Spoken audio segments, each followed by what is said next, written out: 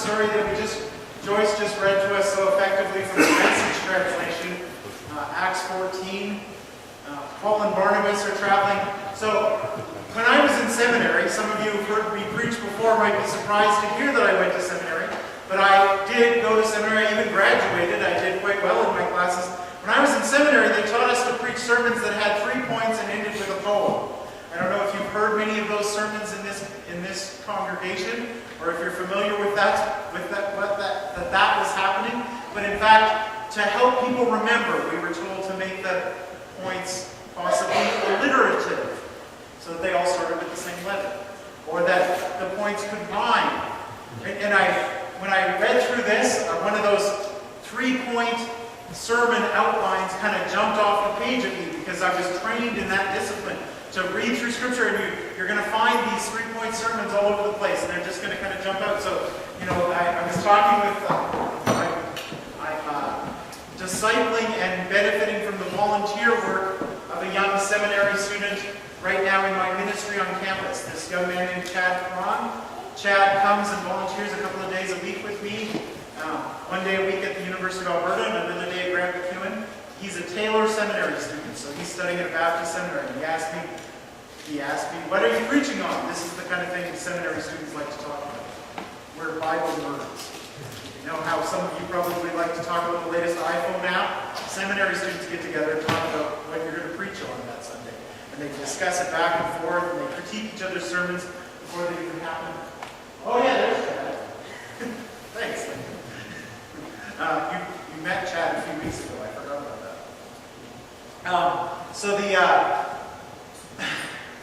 I told him that I was preaching on this passage, and he said, well, what are you going to say about that passage? And I kind of looked down at it, and the 3 points jumped off the page at me, and I said, well, I can always preach the classic 3-point sermon. And he's like, what are the 3 points? He had to know. He actually took out a pen and paper. He wanted to know what my 3 points were. I'm not used to that kind of attention. My wife did that once upon a time when we were young and in love, but she rarely wants to hear any of my sermons. I think she's heard too many. Most of them about, can you do the dishes faster? Or something like that. She's like sick of my preaching, because the topics always seem to be the same at home. And so she's tired of my preaching. So I haven't gotten that kind of attention in a while. I wasn't ready for it. But I looked down and I saw the 3 points. That you're supposed to preach the gospel. You're supposed to, what was the next one? You're supposed to preach the gospel. You're supposed to take suffering when it comes. And you're not supposed to let anything deter you from your call, from the calling that you have. And these 3 points kind of jumped off, and we were trying to figure out a way to make them alliterative. I came up with a way, but I'm not going to talk to you about that. We're going to just briefly talk about that 3-point outline this morning. But then I'm going to talk to you about what I think the text is actually saying to us. You look at this story, and if you look at the details of the story carefully, and I encourage you to read the story for yourself when you go home. Read it over. It's great to read the Scripture in a variety of translations. If you're capable in a variety of languages, you get little different nuances from it. You should know these stories well. It's good to study the stories of the Bible. This story about Barnabas and Paul, they weren't called Paul and Barnabas at this time. Early in their ministry, Barnabas was the recognized leader, and Paul was his kind of younger Jedi. He was the Padawan learner. He was the follower. And Barnabas was the leader. And you recognize it in this story. They think Barnabas is Zeus. He's the Lord over all the gods. The head god is Barnabas. And Paul is just his mouthpiece. Because they recognize this older guy is the one that's doing all the thinking. And that guy just does all the talking. And so Paul, despite all his ability to talk, is not recognized as a leader yet. He's still the follower. Anyway, Barnabas and Paul go to the city Iconium. So they're in this city Iconium, and they're preaching the gospel, and they catch wind that the Jews are rallying up troops. They plan to stone them. You know what that means? In our society, getting stoned means something kind of different. But in that society, this is old school getting stoned.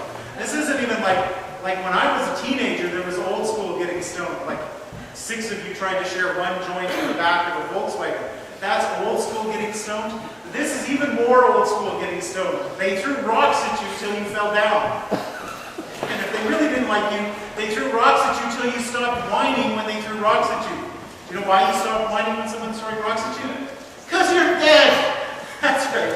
And that's getting stoned in the old days.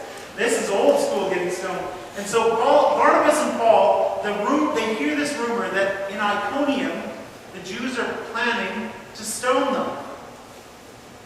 So they go to Iconium. They go to another town. They're not stupid. They leave. They go preach the gospel in another town. But guess what happens in that town? The Jews from Iconium follow them up there, rally the troops together there, and they do stone them. They drag them outside the city gate and leave them there because they think they're dead. They threw rocks at them not just till they fell down. They kept throwing until they stopped moaning, until they stopped moving. And then they dragged them outside the city and left them there dead, they thought. The disciples come gather around them to bury them. They're going to get the people that have come to Christ are going to take Barnabas and Paul and put them in a tomb. And they go to pick them up, and they stand up. And they get up, and they go back into the city, and they stay there that night. And then the next day, they go to Derby. Do you know what they do in Derby? They preach the gospel in Derby. They start preaching. And then it says, after they're done in Derby, they go back through the towns that they were in, talking to the people that became converts, making sure their faith is strong, discipling them in cities where they, what? Either got stoned or the people wanted to stone them. They go back to those places, they disciple the young believers, and then they eventually make it back to their home church of Antioch. That's where they started. That's their home church. They started this missionary journey in Antioch, and they make it back to there. So you can see how the 3 points kind of apply. It's easy to assume from that that the points of this story, the reason that it's in the Bible, the thing it has to communicate to us today is that we should preach the gospel. Paul and Barnabas are there preaching the gospel. That's what they're doing. They're preaching. You can see how you can come up with a point, like you should preach the gospel. You can see how you should come up with a point, like you need to preach the gospel whether it's easy or it's hard. If suffering comes with it, that shouldn't stop you. It didn't stop them. And then, finally, that you need to persevere no matter what. You need to be faithful no matter what. And they were. They pushed and pushed and pushed. They went back to places where they'd literally been stoned. I don't know about you, but to me, that's pretty awesome. That's pretty amazing. My sermon title that I was rolling around in my head, I don't really talk about the title much most of the time, but my sermon title was Real Men. These are real men. You know, it comes from two places. The fact that the people, when they saw the miracle that happened at Paul's speaking, this guy that had been crippled since birth jumping to his feet, walking like he'd been walking his whole life. I don't know if any of you are, there's somebody here in medicine, at least one. It's a Chinese audience, it must be somebody. This is not just a miracle of restoring the muscle. They skipped 6 months of physio, right? There's a whole bunch of the steps happening in one sentence here. It's not just a healing of whatever was wrong with this guy's feet since birth. It's a rebuilding of the muscles. It's a rejoining of the ligaments. It's a learning of the mental pathways. It takes a long time. I have a 20-month-old daughter who she's been walking for several months now. She kind of runs and she sort of jumps and she does all kinds of things now, more than she could at the first. But there's still days where you see her walking and she's walking along and something distracts her attention for a second. She hears my voice or her mom or something, and she turns her head and she falls over backwards and she's sitting on her butt. Right? That doesn't happen to me. When I'm walking along and somebody honks their car horn, I don't fall down. Because the pathways for taking steps in my brain and connected through muscles, they're so automatic that I don't need to concentrate on it for it to happen. But for Priscilla, those pathways are still being built. This guy didn't have any of that. It's not just a miracle of muscles and bones for him to be able to stand up and walk. It's a miracle of the brain and the nerves and tendons and ligaments and a bunch of things I don't know the real names of. Because I'm not in medicine. You might have noticed because I'm Chinese. That's just supposed to laugh. This is a miracle of all kinds of things happening in an instant. So many things, and the more you know about science, the more you know that's happening in that instant, and it happens in an instant. And they go, this is no regular dude. This is God. Well, it is God at work, right? It is God at work. They're right to recognize that it's God at work. But it's not that Paul's a God, it's that Paul is speaking the will of the God, of God the Father, God the Creator of all, and that's what of course they affirm for the people. But part of the real mentality is that they're saying, we're just ordinary men. And nothing proves that better than the fact that they get stoned a couple days later. A couple days later, the crowd turns against them. This crowd that's trying to worship them, a couple days later, turns on them and stones them. Well, nothing reveals that these are not gods, but just men like almost dying. Right? God's probably, that's not a problem. I don't know. I haven't tried to throw rocks at a god right in front of me very often. So I'm not sure how effective I'd be, but I'm pretty sure I throw pretty hard. I used to be a shot putter. I've still got a reasonable amount of strength. I think I can hurt somebody with a rock, but I'm pretty sure if it's a god, that's not going to work out very well for me. Right? It doesn't matter how hard you throw. It doesn't matter how big the rock. That's a fight you're probably going to lose. But down they go, because they're just regular men. But then, my favorite Christmas movie, I'm sure you guys all, does anybody here have a favorite Christmas movie they wish to volunteer? Anyone? Yes? Nightmare Before Christmas? Grinch, yeah. Die Hard is the right answer. That's correct. Die Hard is the best Christmas movie ever. You may not, if you're younger, you may not know that the original Die Hard, because later on they made a bunch of live. But early on, the Die Hard films were set at Christmas. He was going to see his estranged wife at Christmas. Flying from New York to LA, when the terrorists attacked her office Christmas party. And he intervenes, because he's a real man. Real men get stoned almost to death, get up, walk into the city and keep preaching. Real women too, I think. Here's the thing I think the story is actually trying to say to us. It's not quite the same. It's not that radically different, but for me it's different. Because for years I thought that stories like this were telling us that we should preach the gospel. And everybody should be a preacher of the gospel. We should all be a preacher of the word. And it frustrated me so much that so few people even try to engage anybody with the gospel. They even try to say anything about the gospel. They don't say anything. I thought, what about all the people that never seem to preach? Why can't they get it that we're supposed to be preachers of the gospel?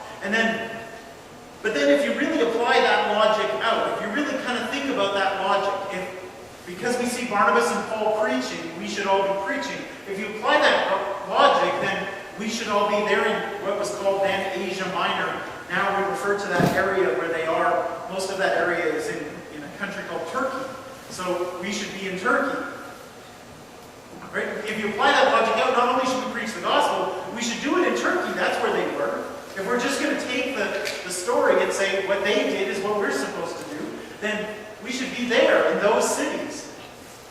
And we should preach it in such a forceful way that people get miraculously healed. That should be happening. That they should be miraculously healed while we're in Turkey preaching the gospel. And not only that, but the crowd should turn on us and eventually stone us. That's the part actually that would be easiest to fulfill, I think. In modern day Turkey, I'm pretty sure if you started going to public places and preaching about Christ, you probably could rally a crowd angry enough at you to beat you down. So that part you could fulfill. Go ahead, Michael. Now. Wait. So as I was wrestling with that, as I was thinking through that in a different way than they taught me to in seminary, as I was wrestling with the passage of Scripture and what it had to say to us. And as I prayed about this passage, God, why do you want me to talk about this passage anyway? That I came across something different in my thoughts. So let me put it out there for you and see what you think. Instead of, we all need to do what Barnabas and Paul were doing as actual activities. I think the point is, we all need to follow what they were doing as principles. So here's how that difference comes out for me. It's like the idea that oatmeal is a great way to start your day. Oatmeal is a fat, it's power-packed, it's got fiber and protein, it's got all kinds of vitamins and minerals, it's nutritious, it's simple, it's inexpensive, it's the way to start your day. Maybe with a piece of fresh fruit, that's the way you should start your day. Well, if you believe that and you hold that to be true, then everybody, every day, should eat oatmeal for breakfast. But what I'm suggesting is that perhaps that's not the point. Perhaps the point is that we need a nutritious breakfast, a balanced breakfast, a breakfast that will get us through our day. And so it doesn't matter so much if you eat oatmeal or if you choose some other whole grain cereal. It doesn't matter so much if you have fresh fruit at breakfast, as long as you have fresh fruit sometime during the day. Or maybe you just have fresh fruit for breakfast and you have the fiber part for lunch. Right? The principle is that you have a balanced and nutritious breakfast. This is kind of what I'm thinking about with this passage. You could say we're supposed to follow their example. We should go be preachers of the gospel, and if you take that to its logical extent, we should be in Turkey, and we should be in these cities, and we should get stoned, and we should heal people. And all of these things should happen. What I'm saying is, instead, perhaps we should do what they did. That is, in that early church in Antioch. In that early church in Antioch, there were literally thousands of people when Barnabas and Paul were there. And that church gathered together and fasted and prayed for weeks about who they should send. They thought, we need to send a missionary to preach the gospel. This needs to go further. And it started in Jerusalem. And Antioch is in the northern part of that Palestinian peninsula where Israel is and all that. Antioch is up to the north of that. And it had spread that far north, but it hadn't gotten any further yet. And the church in Antioch said, we need to go further. And they prayed and fasted for a whole month. And after a month of fasting and praying, they said, Barnabas, you're our man. You're our guy. We're sending you. And he said, I'm willing to go. I think God has called me too. I feel that call, but I need to take somebody with me. There's a young man I know. He's not here. I have to go get him, but I'm going to go get him. And we're going to pray about him. So he went and got Paul. Paul was in his hometown making tents. He wasn't preaching anymore. He had a promising early preaching career. He met some opposition and shut it down. He's like, this is hard, man. People hate it when I preach. I mean, people respond, but other people respond by throwing rocks. I don't care for this very much. And he went home. He went back to making tents that he had as a kid. And he just was pursuing that career. He'd done it for years. And Barnabas goes and gets him, brings him back to Antioch. They pray about Paul. And they say, yes, the two of you. That's even better than you. God seems to be affirming this. Go. And two guys went to preach the gospel in those cities. Not everybody has to do exactly the same thing. In fact, this is when I read the story more carefully and I think about what God might be saying to the church through it, what I think is actually what God is saying is this. You need to know what God's calling you to do. And I don't know what that might be. You might be called to be an artist. You might be called to be a singer. You might be called to be a doctor. You might be called to be a preacher. You might be called to take the gospel to some place where it's not commonly heard now. You might be called to live quite comfortably in a church where it's heard all the time. I don't know what God's got for you. I don't presume to know what God has for each and every one of you. Even in the early church, where they seemed to be so connected to God, that congregation took a month to discern what God was saying about one person's life. I haven't taken a month for each and every one of you, so I'm not going to start talking to you about what I think God is telling you to do specifically. But I encourage you to talk to God about it. You should know. You should know what God's calling you to. Barnabas and Paul weren't here because weren't in this city at this time preaching boldly, despite the fact that they were getting literally rocks thrown at them during the sermon. That's never happened to me. I've had fruit, never rocks. Rarely. But once. Anyway, that's a long story. They weren't there preaching because they thought all Christians and all the church all need to do this, and we're the only ones that are brave enough to stand up and do it. I've heard sermons on these kind of passages that kind of insinuated that that's the way we're to understand it. That's not what's going on here. It's not that they thought the whole church should be there, and they were the only two who were man enough to do it. That's not what happened. They thought they were specifically called by God for this mission.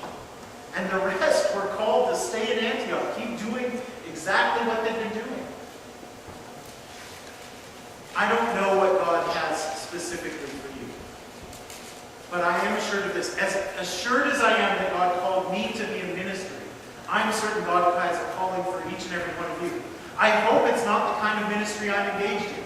The fact is, I need people that don't have a job like mine to donate, to pay for the salary so I can do my job. Or my little daughter would starve to death.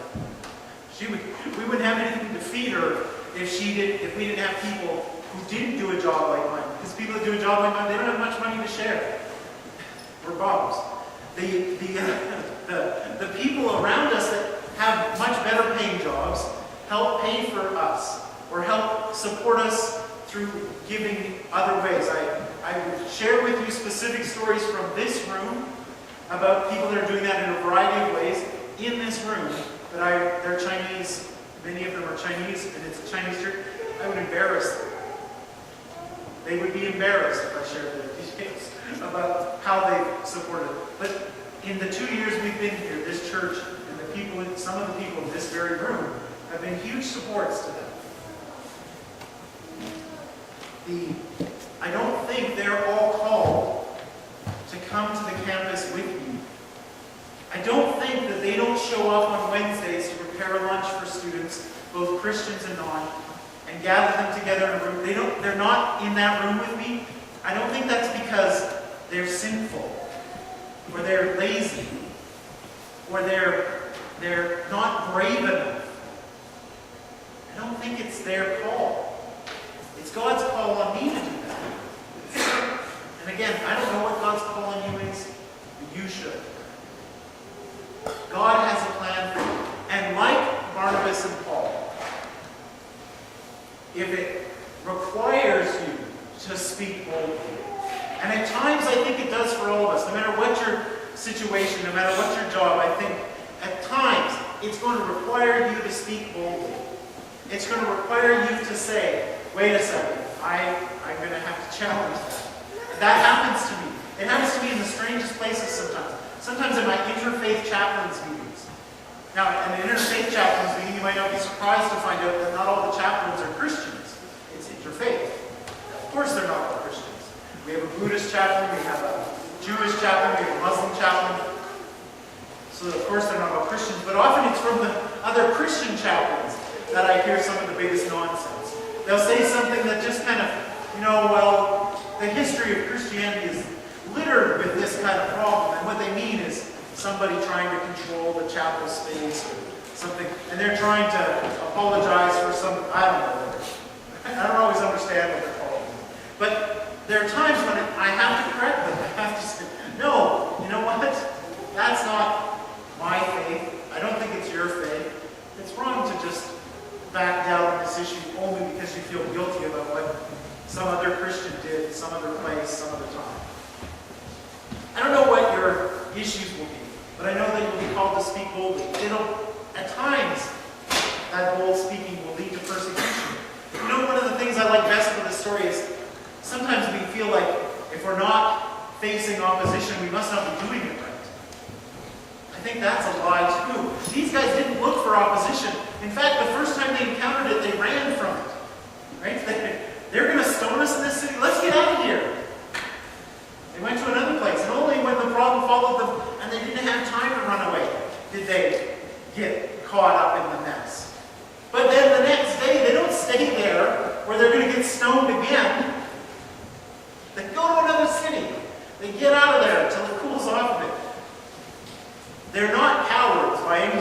imagination. I don't think you could say they're cowards, but they're not fools either. And I think we can follow God's call. We can be wise in doing that.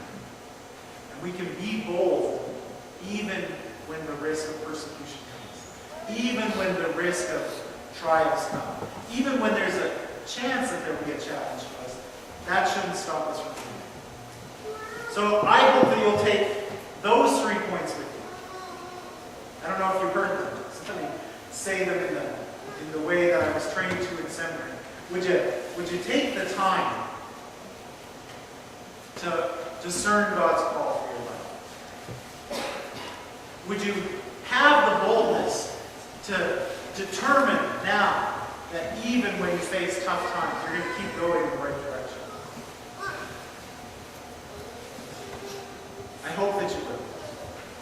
I hope that no matter what God's calling you to, you will be bold, you will be faithful, and that will take you, I think, on a path, like Barnabas and Paul, a path that's exciting. These guys, the one thing you can also say about their life, following God is not boring. It's an adventure. These guys were on an adventure. And my walk with God, although it hasn't been like these stories exactly, has been an adventure. And your walk with